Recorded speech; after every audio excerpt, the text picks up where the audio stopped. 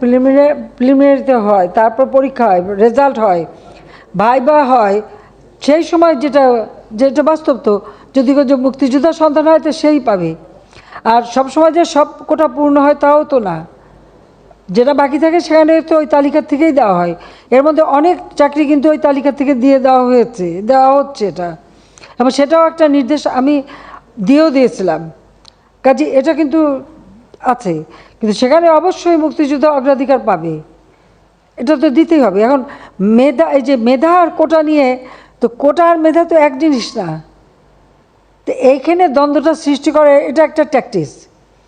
তার মানে কি মুক্তিযোদ্ধার সন্তান নাতিপুতিরা কেউ মেধাবী না, যত রাজাকারের বাচ্চারা নাতিপুতি হলো মেধাবী, তাই না?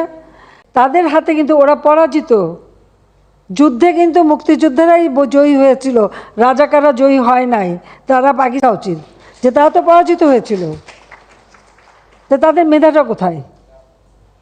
তাদের মেধাটা কোথায়, সেটা আমার প্রশ্ন।